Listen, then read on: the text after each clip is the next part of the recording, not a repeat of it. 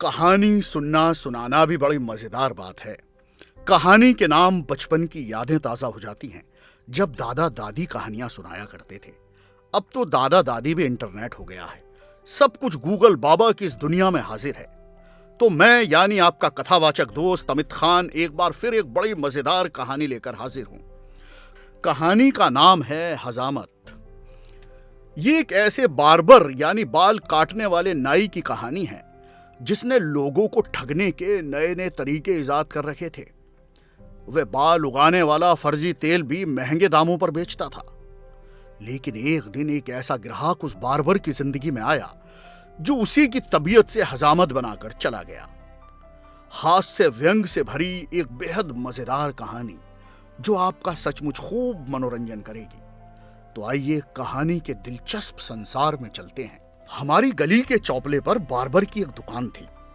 उस दुकान का मालिक बेहद ही कंजूस किस्म का आदमी था। पाई पाई जोड़कर रखता था। पैसा कमाने के और लोगों को ठगने के नए नए तरीके इजाद कर रखे थे उसने। चूंकि उसके अलावा गली में और कोई हेयर कटिंग सैलून नहीं था, इसलिए उसकी दुकान चलती भी खूब थी। अक्सर खासी संख्या में लोग कुर्सियों पर बैठकर अपनी बारी का इंतजार किया करते। उसने अपनी मदद के लिए 13-14 साल की उम्र का एक लड़का भी रख छोड़ा था जो ठीक तरह शेविंग भी नहीं कर पाता था। इसलिए ग्राहक उससे हजामत बनवाने में अक्सर कतराते थे। परिणाम स्वरूप वह सिर्फ इस काम का होकर रह गया था कि बार्बर की उठाधरी के कामों में कुछ मदद कर सके। जिस समय मैं बार्बर की दुकान में दाखिल हुआ वो इत्तफाक से लगभग खाली थी और बार्बर किसी नामालूम बात पर लड़के की खबर ले रहा था। उसकी जुबान कैंची की तरह चल रही थी और हाथ में दबा उस्तरा फिजा में लहरा रहा था। मैं उसके उस्तरे की मार से बचने की कोशिश करता हुआ अंदर जाकर एक खाली पड़ी कुर्सी पर बैठ गया। अंदर एक ग्राहक पहले से ही मौजूद था। उसकी आधी शेव बनी हुई थी और आधी बाकी थी। उस समय वह बेचारा बेहद परेशान और झुंझलाया हुआ सा लग रहा था। बहरहाल मुझे अंदर घुसता देखकर बार्बर दांत किटकिटाता हुआ जोर से बड़बड़ाया, इस हरामजादे ने नाक में दम कर रखा है, कोई भी काम ठीक तरह से नहीं कर पाता। अगर कोई दूसरा लड़का दुकान पर रहने को तैयार होता तो कब का दफान कर दिया होता मैंने इसे। वह लड़का अपनी नीली नीली खौफजदा आंखें जमीन में गड़ाए थर थर कांप रहा था। कितनी ही देर बार्बर उस लड़के को यूं ही बकता झकता रहा और फिर तंग आकर उसने अपना रुख वापस उस ग्राहक की तरफ कर लिया जो कुर्सी पर बैठा हुआ था। उस्तरे को हथेली पर रगड़कर वह बिजली जैसी रफ्तार से उसकी शेव बनाने लगा। इस बीच वह बड़बड़ाता भी जा रहा था। ये बड़बड़ाहट उस्तरे की धार और उस लड़के की काम चोरी से संबंधित थी। शेव पूरी करके वह फाड़ खाने वाले अंदाज में उस लड़के से बोला, साहब के फिटकरी लगावे। फिर मुझसे संबोधित हुआ, चलो आओ जी जल्दी से बैठो। उसके तेवर कुछ ठीक नजर नहीं आ रहे थे। मैं खासा परेशान हो उठा। मन मन भर के कदम फर्श पर रखता हुआ मैं मिरर के सामने वाली कुर्सी में यूं धंस गया मानो कोई बकरा हलाल होने जा रहा हो। अब मेरा और मेरे चेहरे का खुदा ही मालिक था। बार्बर ने मेरी गर्दन से नीचे सीने पर तौलिया लपेट दिया। फिर उसी गरजदार आवाज में लड़के से बोला, साबुन लगावे। कहने के साथ उसने ड्रॉयर में पड़े बंडल में से एक बीड़ी निकाली और फिर उसे सुलगाने के बाद पूरी गंभीरता से लड़के के काम का जायजा लेने लगा, जो आदेश प्राप्त होते ही सरगर्मी से मेरे गाल पर साबुन लगाने में व्यस्त हो गया था। अबे, बीड़ी का धुआं उगलते हुए वह पुन गुर्राया, साबुन फ्री का नहीं आता, जरा कम कम लगा। ठीक तो लगा रहा है। मैंने डरते डरते उस लड़के की हिमायत की। उसका व्यवहार एकाएक ऐसा हो गया था जैसे वह पूरी दुनिया से तंग आ गया हो। क्या बात है, अपनी शेविंग सही सलामत कराने के मकसद से मैंने उसे मक्खन लगाने की कोशिश की। आज बड़े परेशान से लग रहे हो। अब क्या कहूं, वह बोला। इसमें कोई दो राय नहीं कि मैं आजकल बड़ा परेशान हूं। बात है भी परेशान होने वाली। पिछले दिनों जो नुकसान हुआ उसकी याद कांटे की तरह मेरे सीने में चुभती है। अच्छा, मैंने हमदर्दी दिखाने की कोशिश की। क्या हुआ? अरे साहब, बस कुछ ना पूछिए। एक से एक हरामी पड़ा है इस दुनिया में। किसी के पास 2 पैसे जमा होते देखे नहीं कि वो पैसे लोगों की आंख में किरकिरी बनकर चुभने लगते हैं। एक आदमी मुझे भी चोट दे गया। मेरे कान तत्काल खड़े हो गए। ये बात तो वाकई बड़ी हैरत अंगेज थी कि उस जैसे काइया शख्स को भी कोई आदमी चोट दे गया। मैंने बेचैनी से पूछा, कौन दे गया चोट? क्या हुआ भाई?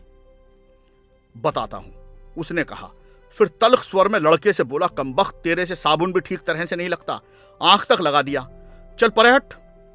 लड़का हट गया तो उसने सबसे पहले मेरी आंख के पास का साबुन साफ किया, फिर उस्तरे को चमड़े की बेल्ट पर तेज करने के बाद बोला, साहब आपने कभी किसी ऐसे करामाती तेल के बारे में सुना है जो गंजे के सिर पर बाल उगा देता हो? नहीं, मैं बोला। उसने बड़े इत्मीनान से अपना उस्तरा मेरे गाल पर रख दिया, फिर उसे चलाते हुए बोला, मैं कुछ जड़ी बूटियों वाले तेल रखता हूं साहब, कुछ एक ग्राहक मांग लेते हैं तो दे देता हूं उन्हें, लेकिन ये बात मैं भी बखूबी जानता हूं कि वह तेल गंजेपन का इलाज नहीं। बड़े बूढ़ों की तरफ से विरासत में कुछ नुस्खे मिले थे, उन्हीं का तेल बना लेता हूं। वैसे एक आदत और भी है मुझ में। क्या? मैंने पूछा।